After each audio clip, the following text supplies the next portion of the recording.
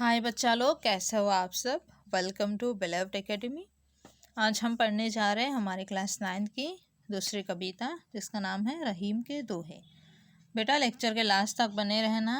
मैं चैप्टर को एक्सप्लेन करने के साथ साथ आपके क्वेश्चन भी डिस्कस करती हूँ एक्सरसाइज के, तो इसलिए लास्ट तक बने रहना। तो शुरू करने से पहले हम रहीम जी के बारे में थोड़ा जान लेते हैं कि रहीम जी का जन्म लाहौर में, जो कि अब पाकिस्तान है, उसमें सन 1556 में हुआ था।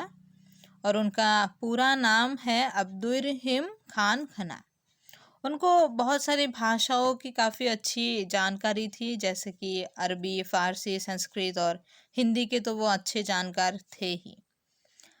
और उनके जो काव्य है, यानी कि जो दोहे वगैरह उन्होंने लिखा है, उनका जो मुख्य विषय है वो श्रृंगार, नीति और भक्ति की है। वो बहुत ही लोकप्रिय कवि थे। इनके जो दोहे हैं वो सर्वसाधारण को आसानी से याद हो जाते हैं। और बेटा ये बहुत ही मीनिंगफुल होते हैं, बहुत ही अच्छे होते हैं। एक बार आपने पढ़ लिया, एक बार आपने सुन लिया, समझ लिया ना, तो उससे जो सीख मिलेगी आपको वो भी आप नहीं भूलोगे, और ढंग से पढ़ोगे तो दोहे भी नहीं भूलोगे। तो हम शुरू करते हैं चैप्टर। लेकिन इसके पहले हम शब्दार्थ देख लेंगे, ताकि हमें पढ़ने में थोड़ी आसानी हो जाए। जब हम पढ़े तो हमें याद रहे। प्रश्नभास कहाँ है? नीचे। अच्छा, यहाँ पे है शब्दार्थ और टिप्पणियाँ। तो बेटा देखना, यहाँ पे है चटकाए का मतलब चटका कर। फिर बिथा का मतलब है व्यथा, दुख या वेदना। फिर गोय का मतलब है छिपा कर, छुपा कर रखना। फिर अठील है यानी कि इठलाना, मजाक उड़ाना। सिंचबे मतलब सिंचाई करना, पौधों को पानी देना। अघा यानी तृप्त। अर्थ यानी अर्थ, जो मायने, आशा यानी कि मीनिंग। फिर थोड़े मतलब थोड़ा सा, कम। पंख यानी कीचड़। उद्घी यानी सागर। नाद मतलब धनी। रीझी मतलब मोहित होकर। बिगड़ी मतलब जो बिगड़ा हुआ सा है। फटे दूध, फटा हुआ दूध। मथे मतलब बिलोना, मथना। वो होता है ना, दूध को मथ के मक्खन निकालते हैं, तो वही है। फिर आबे यानी आना। नीच यानी अपना। विपत्ति यानी मुसीबत, संकट। प्यासो यानी प्यासा। और चित्रकूट कि वनवास के समय श्री रामचंद्र, सीता और लक्ष्मण के साथ कुछ समय तक चित्रकूट में रहे थे। तो ये है बेटा वर्ड मीनिंग। अब हम चलते हैं चैप्टर की। और कहाँ है? यहाँ से शुरू होता है दोहा, मतलब दोहे। तो शुरू करते हैं। जो पहला दोहा है हमारा वो ऐसा है कि रहीमन धागा प्रेम का मत तोड़ो चटकाए, टूटे से फिर ना मिले, मिले तो गांठ परी जाए। मतलब है कि जो प्रेम का जो धागा होता है, आपस में जो प्रेम का, विश्वास का जो संबंध होता है, उसको कभी मत तोड़ो। क्योंकि अगर वो टूटता है ना, तो वो फिर से जोड़ता नहीं है। टूटे से फिर ना मिले, अगर एक बार टूट जाता है तो फिर से जोड़ता नहीं है। और अगर मिल भी जाए तो उसमें गांठ पड़ जाता है। जैसे बेटा धागा होता है ना, उसको आप अगर तोड़ के फिर उसको जोड़ोगे, तो धागा तो पहले जैसा हो जाएगा, लेकिन उसमें गांठ जरूर आ जाएगा। तो वही है कि आपस में जो प्रेम का, जो विश्वास का, मित्रता का जो भाव है, जो संबंध है, उसको कभी तोड़ना नहीं चाहिए। एक बार अगर वो टूट जाए ना, तो वो आसानी से जुड़ता नहीं है। और अगर जुड़ भी जाए तो उसमें गांठ पड़ी रह जाती है। होता है ना कि किसी ने अगर एक बार आपको धोखा दे दिया, एक बार आपके विश्वासघात एक बार आपको कर दिया, तो हो सकता है फिर आपको उसके साथ अच्छे संबंध हो जाए, लेकिन वो मन में थोड़ा बहुत कुछ कुछ रहता है कि यार इसने एक बार तो घोटाला किया था, इसे ढंग से इसके साथ और अच्छे से नहीं रहा जा सकता। तो वही बात की है उन्होंने। फिर उन्होंने कहा है कि जो दूसरा है कि रहीमन निज मन की बेथा, मन ही राखो गोय, सुनी अठी लह लोग सब, बाटी न लेहे कोई। यानी रहीम जी कहते हैं कि अपनी जो मन की व्यथा है, अपनी जो मन की पीड़ा है, दुख है, दर्द है, उसको जो है ना अपने तक ही सीमित रखो। रहीमन निज मन की व्यथा, मन ही राखो गोय। गोय यानी छिपा कर रखो। कि अपने जो मन का जो व्यथा है, जो दर्द है, जो दुख है, जो पीड़ा है, अपना कष्ट है, उसको अपने मन में ही सीमित करके रख लो। क्योंकि लोग सुनेंगे ज़रूर, तुम्हें थोड़ी देर के लिए थोड़ा बहुत संवेदना दे भी देंगे, बट एक्चुअल में वो लोग मजाक ही उड़ाएंगे। बाट तो कोई लेंगे नहीं, उल्टा मजाक उड़ाएंगे। तो वही है कि रहीमन निज मन की विथा मन ही राखो गोए, सुनी अठिल है लोग सब बाटी न ले कोई। मतलब अपना जो मन की व्यथा है, मन की जो दर्द है, पीड़ा है, उसको अपने मन में ही छिपा कर रखो, लोग सुनेंगे तो बस मजाक उड़ाएंगे, बांट नहीं लेंगे वो लोग। फिर वो कहते हैं कि एके साधे सब सधे, सब साधे सब जाए, रहीमन मूलो ही सींची वो फूलो फले उगाए। कहते हैं अगर आप एक की साधना करोगे तो ही आप सब की साधना हो जाएगी आपकी। मतलब अगर आप मन लगा के एक काम करोगे तो देखना धीरे धीरे आपके सारे काम बनते जाएंगे। एक अगर आप परमात्मा की पूजा करोगे, परमात्मा को साधोगे, तो देखना आपकी सारी साधना हो जाएगी। जैसे हमारे दिन में बहुत टास्क होते हैं करने को, हमें पढ़ना होता है, स्कूल जाना होता है, ट्यूशन जाना होता है, बहुत सारी चीज़ें होती है।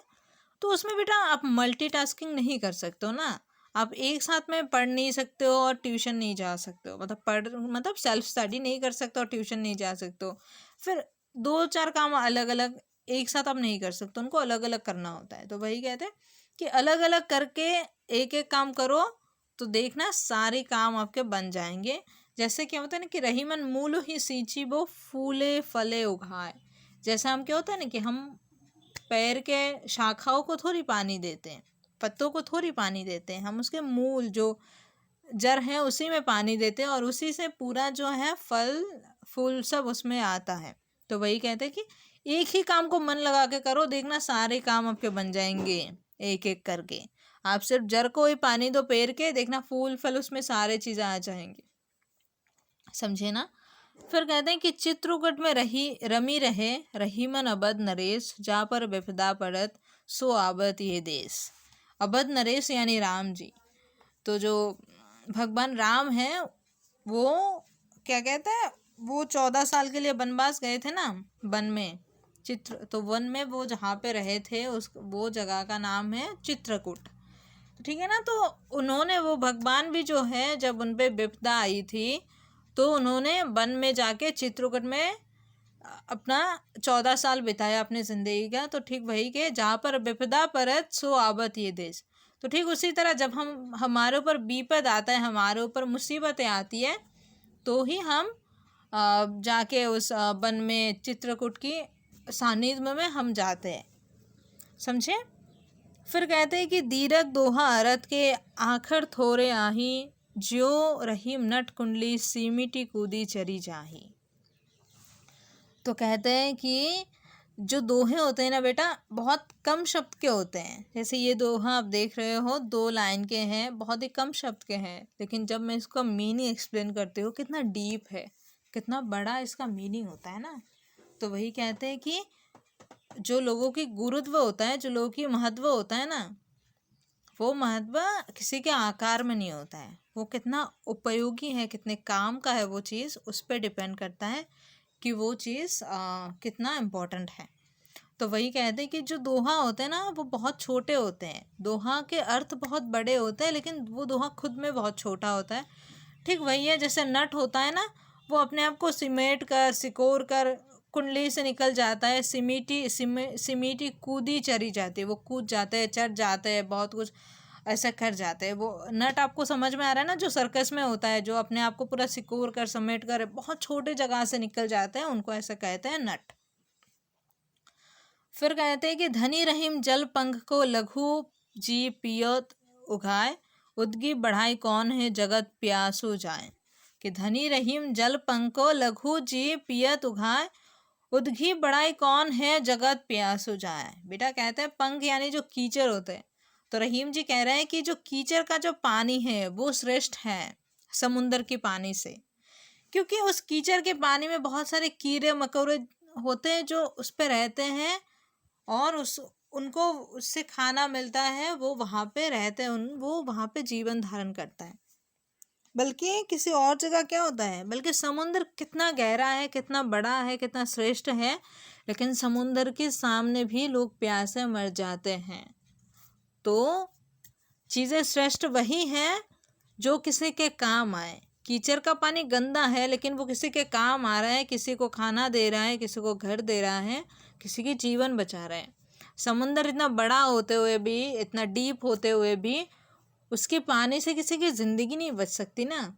तो वही है कि श्रेष्ठ वही है जो किसी के काम आता है, समझे ना। तो ज़िंदगी में भी आप यही करो, इनसे सीख लो कि बेटा हमारे जो स्टेटस होते हैं, हम कैसे हैं वैसे एक्सटर्नल जो चीज़ें होते हैं ना वो ज़्यादा मैटर नहीं करते। वो एक आध तक ही मैटर करते हैं। मैं नहीं कह रही हूँ, ऐसा भी नहीं है पूरा नहीं मैटर करता, उसका भी थोड़ा बहुत अपना लाइफ में इम्पोर्टेंस होता है। बट असली इम्पोर्टेंस उसमें होता है कि हम किसी के काम आ रहे हैं, हम कुछ काम आ रहे हैं, हम समाज के कुछ काम आ रहे हैं, हम लोगों के काम आ रहे हैं, उसमें है असली हमारी जो सफलता, जिंदगी की असली श्रेष्ठता वही है। फिर कहते हैं नाथ रिझी तन देत मृग नर धन हेत समेत, ते रहीम पशु से अधिक रिजेहु कछु ना देत। कहते हैं कि जो मृग होता है, जो हरिण होता है, जो हिरन होता है, वो भी किसी के संगीत में मदहोश होकर अपनी जान दे देती है, अपनी प्राण त्याग देती है, अपने आप को न्यौछावर कर देती है, अपनी जान दे देती है। कुछ मनुष्य भी ऐसे होते हैं जो दूसरे के प्यार में आके अपना सब कुछ न्यौछावर कर देते हैं, लेकिन वो मनुष्य पशु से भी बहुत ज़्यादा बदतर है, जो किसी से कुछ लेने के बाद भी किसी को कुछ नहीं देता बदले में। हमें अगर किसी ने मदद की है, किसी से हमने कुछ लिया है, तो उनको भी हमें बदले में कुछ देना चाहिए ना। तो जो पशु कहता है, यानी यहाँ पे हिरन एक पशु है ना, तो वो हिरन भी किसी के संगीत में मदहोश होकर अपनी जान न्यौछावर कर देती है। कुछ इंसान भी ऐसे है जो दूसरों के लिए, दूसरों के प्यार में अपना सब कुछ दे देते हैं, लेकिन वो इंसान जो किसी से लेता भी है कुछ और कुछ देता भी नहीं है, वो सबसे बदतर होता है। वो पशु से भी बदतर होता है, पशु से भी वो नीच होता है, समझे बेटा। फिर कहते हैं कि बिगड़ी बात बने नहीं, लाख करो किन कोय, रही मन फाटे दूध को मथे न माखन होए। कहते अगर एक बात जो है बात बिगड़ जाती है तो लाख कोशिश करो फिर भी वो नहीं बनती। वो एक डायलॉग है ना कि मुंह से निकली हुई बात और बंदूक से निकली हुई गोली कभी वापस नहीं आती। तो ठीक उसी तरह हमने मानो किसी को बुरा भला बोल दिया, उल्टा सीधा बोल दिया, तो हम कितनी भी कोशिश कर ले, कितना भी उसको अच्छा फील दिला ले, कुछ भी कर ले, लेकिन बेटा वो वापस नहीं आ सकती ना बात। हमने अगर किसी को कुछ उल्टे सीधे बात बोल दी तो वो वापस नहीं आएगा। हम उनसे माफ़ी ज़रूर मांग लेंगे, वो हमें माफ़ ज़रूर कर देंगे, लेकिन उस बात को हम ठीक नहीं कर सकते। इसलिए बात जो है सोच समझ के करनी चाहिए। एक बार जो बात बिगड़ जाए फिर वो और नहीं बन सकती। ठीक उसी तरह जैसे एक बार दूध फट जाए तो उसको कितना भी मत लो, उससे माखन नहीं बनता, समझे बेटा। फिर हम नीचे और चलते हैं। यहाँ पे हैं कि रहीमन देखिए बड़ेन को, लघु ना दीजिए दाढ़ी, जहाँ का मावे सुई कहा करे तरवारी।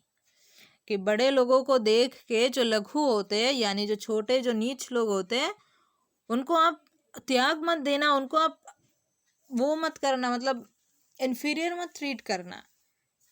क्योंकि जहाँ पे सुई काम आता है ना बेटा, वहाँ पे तलवारी नहीं काम आती। सुई से हम कपड़े सिलते हैं, वो तलवारी से हम कपड़े नहीं सिल सकते ना। तो वही है कि बड़े लोगों को देख के जो छोटे लोग हैं उनको तुच्छ नहीं समझना चाहिए, उनको छोटा नहीं समझना चाहिए। किसी की आकार, किसी की स्टेटस, सब कुछ ये सब देख के हमें लोगों को जज नहीं करना चाहिए।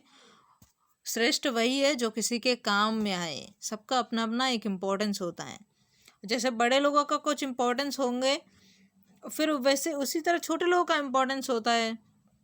तो उसी तरह कि आपको सबको ढंग से ट्रीट करना चाहिए। किसी बड़े के वजह से किसी छोटे को आपको तुच्छ नहीं ज्ञान करना चाहिए, तुच्छ नहीं समझना चाहिए। जैसे कि तरवारी कितना बड़ा है, सुई कितना छोटा है, लेकिन जहाँ पे सुई काम आ सकता है, जो काम सुई कर सकता है वो काम तरवारी नहीं कर सकता, समझे। फिर है कि रहीमन ने संपत्ति बिना को न विपत्ति सहाय, बिन पानी जो जलज को नहीं रवि सके बचाए। कहते हैं कि अपनी संपत्ति के बिना हमारी जो विपत्ति में, हमारी मुसीबतों में हमारी सहायता और कोई नहीं करता, समझे। कि अगर हमारे पास कुछ नहीं है, मानो तो अगर हम पे कोई मुसीबत भी आए, हम लोगों के पास मदद मांगने जाएंगे तो वो हमें मदद करने के लिए तैयार नहीं होंगे। बिकॉज दे नो कि हम उनको रिटर्न में कुछ दे नहीं सकते, हम उसको वापस में कुछ और नहीं दे सकते। तो उसी तरह हर इंसान अपनी अपनी धन दौलत संपत्ति होनी चाहिए, ठीक है ना। जैसे कहते हैं कि बिनु पानी जो जलज को नहीं रवि सके बचाए। रवि यानी जो सूरज होता है और जलज यानी जो कमल का फूल होता है, जो लोटस का फूल होता है। तो देखना बेटा, अगर पानी नहीं रहेगा ना तो चाहे उसमें कितना भी सनलाइट पड़ जाए, कितनी भी रवि की किरण, सूर्य की किरण उसमें पड़ जाए ना, वो बच नहीं सकता, क्योंकि वो एक्सटर्नल रिसोर्स है। और जल जो है, जो पानी है, वो उस कमल का अपना है, वो भीतरी रिसोर्स है, भीतरी संपत्ति है, अपना संपत्ति है। वो रहता उसमें है, बस उसको जो सूर्य की किरण से बाहरी शक्ति मिलती है। तो अगर आप अगर अंदर से स्ट्रांग नहीं हो, कहने का मतलब है आप अगर अंदर से स्ट्रांग नहीं हो, तो बाहर से या तो हो सकता है आपको कोई सहायता नहीं मिलेगी, और अगर आपको मिलेगी भी, जैसे अगर पानी ना भी रहे तो सनलाइट उसको मिलेगा, लेकिन उससे कुछ हो नहीं सकता। तो मतलब कहने का अर्थ ये है कि आपको अंदर से स्ट्रांग होना ज़रूरी है। फिर वरना आपको बाहर से कोई कितना भी पुश कर ले, कुछ भी कर ले, तो वो काम नहीं बन सकता। ठीक उसी तरह बेटा, पढ़ाई आपको जो भी करना है, जो भी आपको काम करना है, पढ़ाई करना है, कुछ भी करना है, अपने मन से आपको करना है। अगर आप मन से नहीं चाहोगे, अगर आप मन में आपकी वो दृढ़ता नहीं है कि मुझे पढ़ाई करनी है, मुझे कुछ बनना है, मुझे अच्छे नंबर लाना है, तो बाहर से चाहे कोई कितना भी पुश कर ले, मैं यहाँ पे चाहे कितनी भी मोटिवेशनल बातें कर लूँ, आपके स्कूल टीचर चाहे आपको कितनी भी समझा ले, आपके जो पेरेंट्स है वो चाहे आपको कितनी भी समझा ले, बेटा आपका नहीं लगेगा मन पढ़ाई में, समझे ना। तो वही है कि अंदर से स्ट्रांग बनो। जब आप अंदर से सख्त हो गए, अंदर से सही रहोगे, तो बाहर से भी आपको मदद मिलेगी।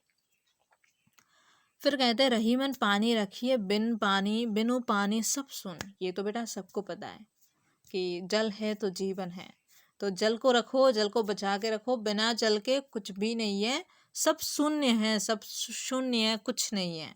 जैसे कहते हैं पानी गए ना उबरे मोती मनुष्य चुन। मोती यानी कि मोती पानी से यहाँ पे मतलब हो रहा है मोती का जो चमक है उसको पानी कह रहे हैं। मोती के चमक के बिना मोती का कोई मीनिंग नहीं है ना। फिर मनुष्य, अगर पानी नहीं है तो मनुष्य का कोई अस्तित्व नहीं है। लेकिन यहाँ पे पानी का मतलब से ऐसा कह रहे हैं कि मान सम्मान, आत्म सम्मान जो होता है ना, कि अगर आप इंसान हो, आपकी कोई सेल्फ रिस्पेक्ट नहीं है, आपकी कोई आत्म सम्मान नहीं है, तो आपके रहने की कोई वो ही नहीं है, मतलब कोई मतलब ही नहीं होता। अगर लोग आपको इज्जत नहीं करते, अगर आप बाहर निकलते तो आपको कोई इज्जत नहीं मिलती, तो बेटा उसका कोई मतलब नहीं बैठता, ठीक है ना। फिर जो चून होता है यानी आटा जो होता है, तो वो आटा भी पानी के बिना मतलब ऐसा ही है, शून्य है। हाँ, आटा रख दो बिना पानी के, ना उससे रोटी बनेगी ना हम खा पाएंगे। तो वही है कि पानी का बहुत महत्व है हमारे ज़िंदगी में, उसको बचा के रखो।